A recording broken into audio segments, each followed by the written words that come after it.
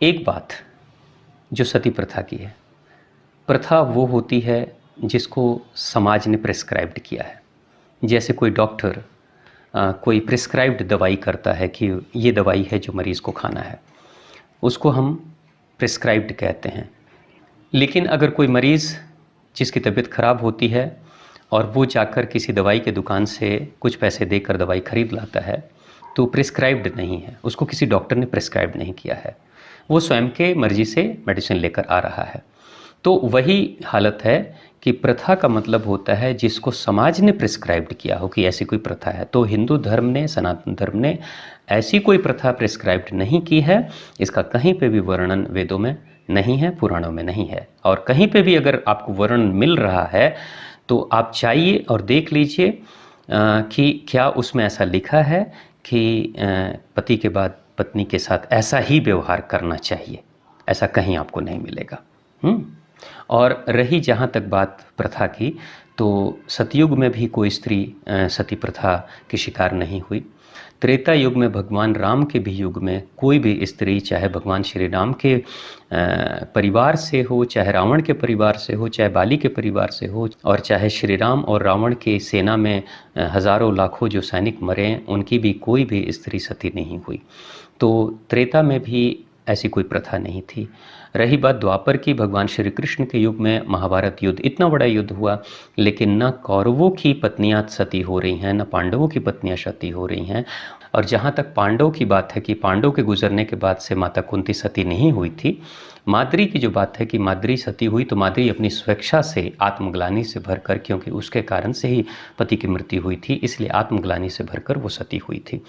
तो सतयुग हो, त्रेता हो, द्वापर हो, कहीं पे भी ऐसी कोई प्रथा नहीं है।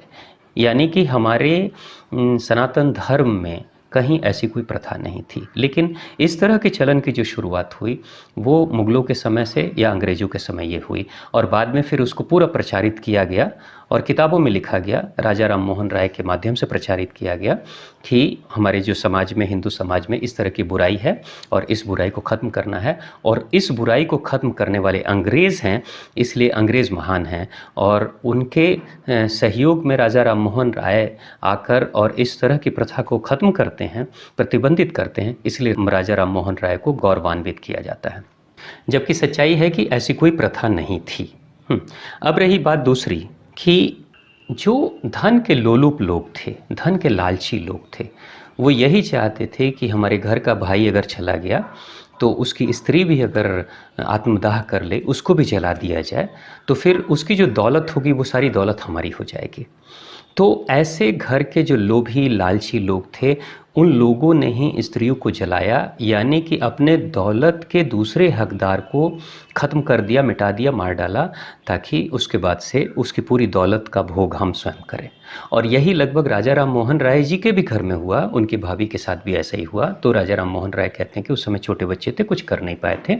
तो राजा राम मोहन राय के घर के लोग लोभी और लालची थे, जिसके कारण से घर की स्त्री के साथ ऐसा दुष्व्यवहार किया उन्होंने, घिनौना अपराध किया। ये राजा राम मोहन राय के घर के लोग लोभी और लालची थे। इस बात की चर्चा करनी चाहिए थी राजा राम मोहन राय को कि पूरा भारत का समाज लोभी और लालची नहीं था। तो ये एक बुराई थी। और हमारे जैसे कि मीराबाई, भगवान श्री कृष्ण की भक्त, उनके साथ भी उनके पति के जाने के बाद से उनके घर के जो राणा हैं, वो राणा भी यही कोशिश करते हैं कि वो सांप भिजवा देते हैं ताकि वो डंक मार दे, ये जहर पिलाने की कोशिश करते हैं ताकि मीराबाई को मार दिया जाए, ताकि राज सत्ता पूरी तरीके से, सबकी ज़मीन जायदाद के हकदार हम स्वयं हो जाएं। तो ये एक बुराई है जो हुई है, जिसका वर्णन आपने किया है कि जोर जबरदस्ती करके स्त्रियों को जलाया जाता था और इतिहास की किताबों में पढ़ाया जाता था। लेकिन फिर भी मैं कहता हूँ कि ये प्रिस्क्राइब्ड नहीं था, हमारे धर्म में ऐसा कुछ नहीं था। हाँ, एक बुराई की शुरुआत हो गई है। अब जैसे अंग्रेज़ों ने शराब का चलन शुरू किया, तो बाद में लोगों ने शराब पीना शुरू कर दिया, तो उसमें हिंदू धर्म के लोग भी शराब पी रहे हैं और दूसरे धर्म के लोग भी शराब पी रहे हैं। तो क्या आप ये कहेंगे शराब पीने की कोई प्रथा भारत में हिंदू समाज में थी? नहीं, वो प्रथा नहीं, वो समाज की एक बुराई है। तो इसलिए हिंदू समाज के साथ इसको ना जोड़ा जाए, सनातन धर्म के साथ इसको ना जोड़ा जाए।